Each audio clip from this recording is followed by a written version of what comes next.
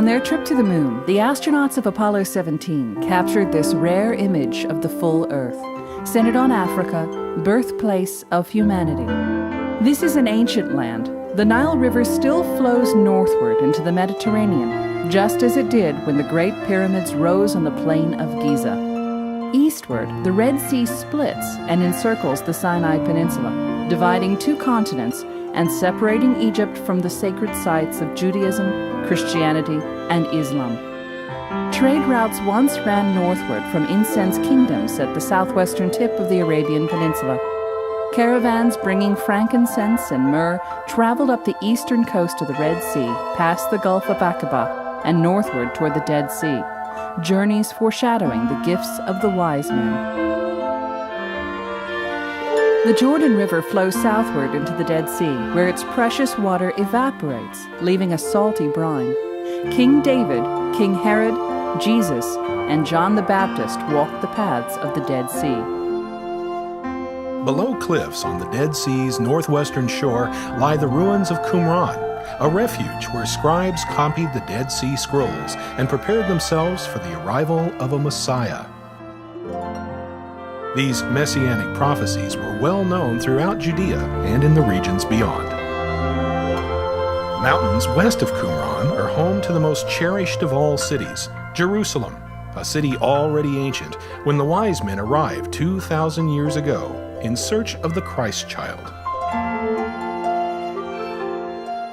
To reach Jerusalem, the wise men may have journeyed for months, skirting the desert whenever possible. They may have come from Persia, Babylonia, Mesopotamia, Arabia, or even Ethiopia in East Africa. They could have been court advisors, predicting events based on their study of the stars and traveling great distances to attend a royal birth or the crowning of a king.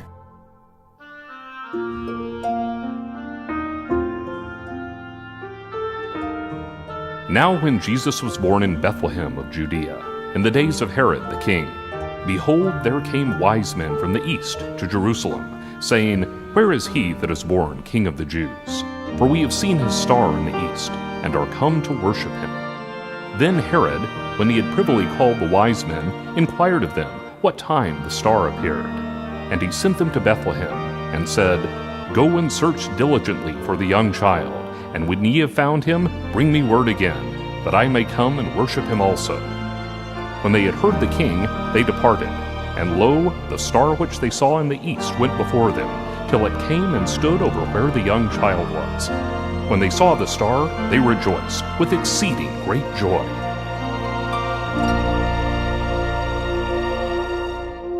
For 2,000 years, artists have depicted the wise men and the star on paintings, stained glass windows, and holiday cards. Their art illustrates some of what we know and a lot of what we don't know concerning these mysterious men and the star that they followed. Although there were three gifts, gold, frankincense, and myrrh, we do not know that there were three wise men. Although we often show the wise men wearing crowns, we do not know that they were really kings. Often we show a brilliant star streaming light into a manger. Yet it is possible that the wise men reached Bethlehem months after the birth of Jesus, and that the object they followed was not a brilliant star. Perhaps the wise men were astrologers, using the motions of heavenly bodies to predict events on earth.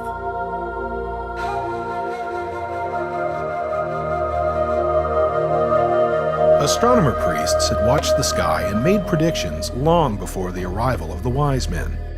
In ancient Egypt, over 5,000 years ago, astronomers used rising and setting positions of stars to align the faces of the pyramids at Giza. Passageways inside the Great Pyramid of Cheops led to the North Star and to the middle star of the Hunter Orion's belt. Egyptian priests recognized that the bright star Sirius would appear in the morning twilight just before the Nile River's annual flood, an event that turned this barren desert into fertile farmland and marked the beginning of a new year in the world's first solar calendar.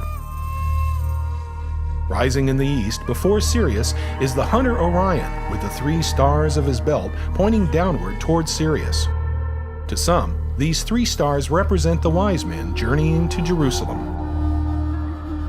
Like the astronomer priests of ancient Egypt, the wise men searched for events in the heavens that would predict events on earth, such as the birth of a king.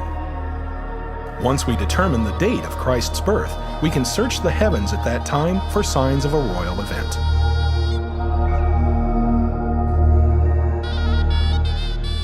In 45 BC, Julius Caesar visited Egypt and adopted its solar calendar, complete with leap days every 4 years. He decided to set the winter solstice as December 25th and to begin the new year on January the 1st. This Julian calendar was used throughout the Roman Empire at the time of Christ's birth. Julius Caesar's choice of December 25th as the winter solstice is probably the reason Christ's birth is celebrated on that date today. Each day, the sun moves from east to west across the sky. At the summer solstice, the sun's path is highest, and the day is much longer than the night. At the winter solstice, the sun's path is lowest, and the night is much longer than the day. A festival at the winter solstice could celebrate the return of longer days and the promise of warmer weather for the upcoming year. In our modern calendar, the winter solstice falls on December 21st or 22nd. The Emperor Aurelian proclaimed December 25th as the birthday of the unconquered sun. Early Christians began to celebrate Christmas on this date in the 4th century. December 25th also followed the Roman harvest festival called the Saturnalia. The modern Christmas traditions of gifts, games, eating and drinking, and the burning of candles may have come from the Saturnalia festival. But is December 25th the actual date of Christ's birth? The Gospel of St. Luke describes shepherds watching their flocks at night. Spring is the lambing season in Judea, a time when shepherds are most likely to be outside in the evening. In winter, the sheep are in folds to protect them from the cold. A birth in the spring near Passover would also explain why there was no room for Mary and Joseph in Bethlehem. Jerusalem and all the surrounding areas would have been very crowded during the Passover celebration.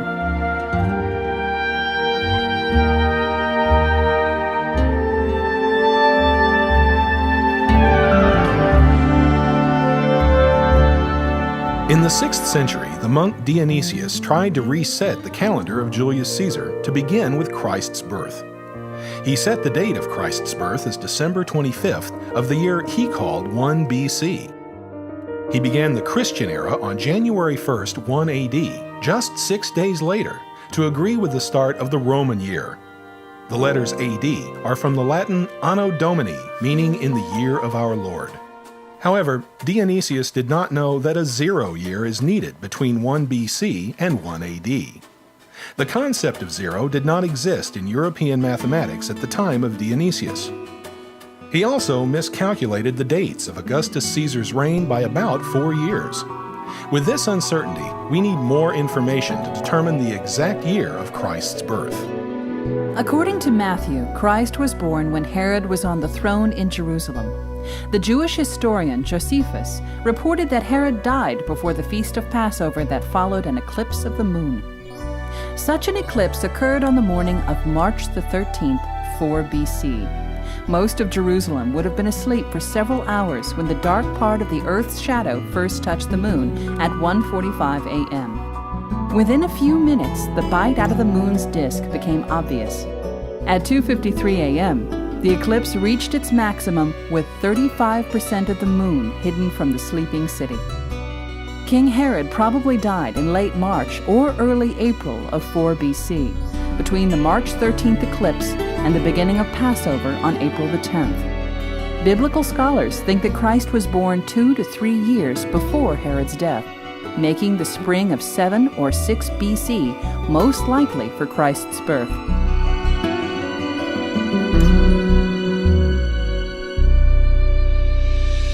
Now that we know when Jesus was born, we can recreate the sky and look for special stars. The wise men would have called any celestial object a star. A planet was a wandering star because it wandered among the fixed stars. A comet was a hairy star because its tail resembled a beard. A meteor was a shooting star. In 1301, the Italian artist Giotto di Bondone painted a comet as the Star of Bethlehem, hovering over a stable and pointing toward the Christ child. Comets do make elegant direction indicators. They can move across the sky and seem to point downward with their tails extending up from the horizon. However, a bright comet would have attracted the attention of King Herod and his court. Chinese astronomers kept very good records of celestial objects and observed no comets at this time. Comets were also considered omens of evil and harbingers of disaster. A comet is an unlikely candidate to herald the birth of a king. The mathematician and astronomer Johannes Kepler suggested that a supernova, or new star, might have been the Star of Bethlehem. A supernova is not really a new star, but an old star exploding in death. A supernova is so violent that it may be visible in the daytime. As the explosion continues, a supernova can retain its brilliance for months or even years. But a supernova would not move through the star field to lead the wise men to Jerusalem. Also, the scribes of King Herod's court would have recorded a brilliant supernova. Finally, astronomers have found no supernova remnants dating back to an explosion at the time of Christ's birth. Perhaps the Star of Bethlehem was really a wandering planet. In the 1st century AD, astronomers thought that planets were perfect spheres circling the Earth. In 1543, the Polish astronomer Nicholas Copernicus proposed a new model of the solar system with the Sun as its center. In this heliocentric model, all planets circle the Sun in similar orbits. Mercury and Venus lie inside Earth's orbit, while Mars, Jupiter, and Saturn lie beyond. In 1610, the astronomer Galileo Galilei looked through his newly invented telescope and saw images that supported the sun-centered solar system of Copernicus.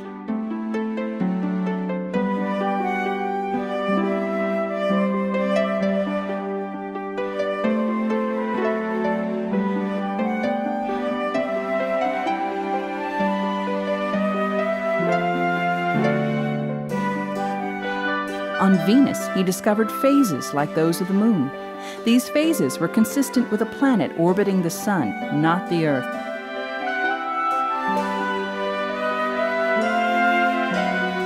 On the Moon, he found mountains and valleys, more like Earth than a perfect heavenly sphere.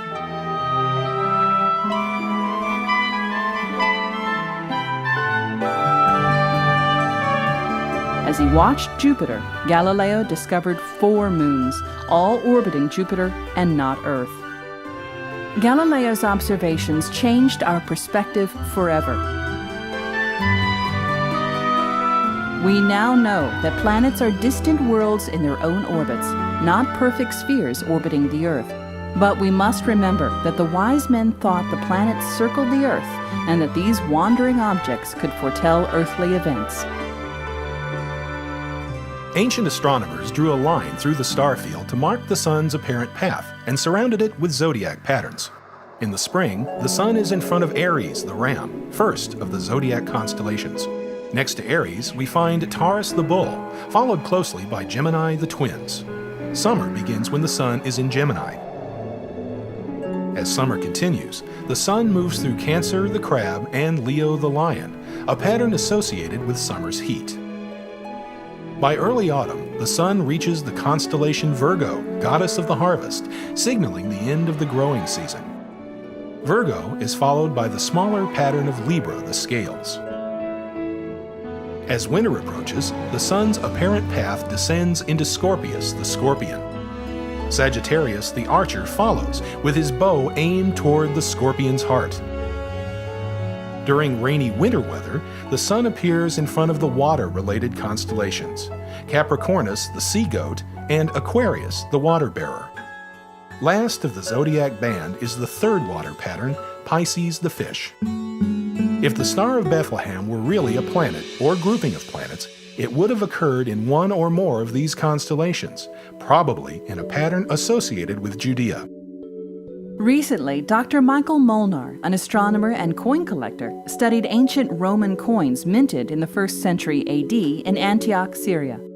These coins show Aries the ram looking at a star over its shoulder. According to the Roman astrologer Marcus Manilius, Aries was the constellation representing Syria, including Judea. A rare celestial event in Aries could have indicated the birth of a king in Judea. Ancient astronomers knew exactly where the sun was in the star field, even though they could never see the sun and the stars at the same time. This is the sky in mid-May of 7 BC, facing south. The sun was in Taurus and the moon was in Aquarius. Jupiter, the royal planet, and Saturn were close together in Pisces. As we move from 7 to 6 BC, the moon will race around the Earth once each month, while the sun drifts eastward through the zodiac band. In late May, the brighter Jupiter passed Saturn, with both planets moving eastward. As the Earth moved between these planets and the sun, the wise men could have seen both planets slow down, stop, and reverse directions. Once again, the faster-moving Jupiter passed Saturn at the end of September, with both planets now moving westward. Finally, Jupiter passed Saturn for the third time in 1 year, with both planets moving eastward in early December. This is called a triple conjunction, a rare event that could have attracted the attention of the wise men. If the wise men were watching, they would have seen Mars join Jupiter and Saturn for a planet massing in February of 6 BC. Then the sun entered Pisces and moved past the planets, hiding them from direct view. The bright planet Venus followed the sun into Pisces. Our story continues in mid-April with the sun and the constellation Aries on the horizon at dawn. For the best view, we must also face east. Once the sun reached Aries, the planets became visible in the eastern pre-dawn sky, rising before the sun. If the wise men faced east at dawn on April 13th of 6 BC, they would have seen Jupiter, Saturn, Venus, and the crescent moon above the rising sun. By April 15th, the moon had passed Venus and was close to Saturn. It had become a very slender crescent as it approached the sun. At this time, the sun, Jupiter, and the moon were in Aries. On April 17th, the dark moon covered Jupiter just before sunrise. At dawn, the royal Jupiter reappeared, conquering both the moon and sun as it climbed upward from the eastern horizon, with both Saturn and Venus in view. For an astrologer, this would have been a powerful harbinger of a king's birth in the lands associated with Aries, including Judea. Perhaps the wise men decided to search for this child and set out across the desert after the heat of summer. When they reached Jerusalem, they were told to turn south to Bethlehem. In the southern sky, they found Jupiter in Aries once again. On December 19th of 6 BC, Jupiter stopped its backward motion and stood still in Aries, hanging below the waxing gibbous moon. The wise men could have observed that the royal planet Jupiter stood over the horizon and led them south to Bethlehem and to the Christ child. No scientific explanation can fully explain the vision of the wise men, but this interpretation fits the astrology practiced at the time and the words of St. Matthew.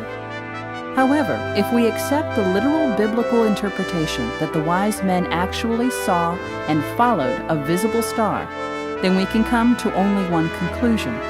Their observation is not an astronomical object, but a miracle.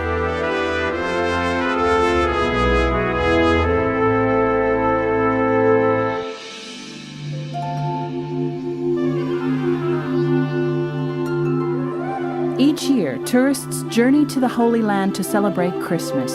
But to see the sky over Bethlehem 2,000 years ago, just go outside to a place far from modern city lights. There you will find the moon, Aries the ram, and the hunter Orion with the 3 stars of his belt pointing to the brilliant Sirius. The stars of that first Christmas are with us today. And the December sun still follows its lowest path of the year, just as it has for all of recorded history, over the deserts of Judea or over the fence in your own backyard.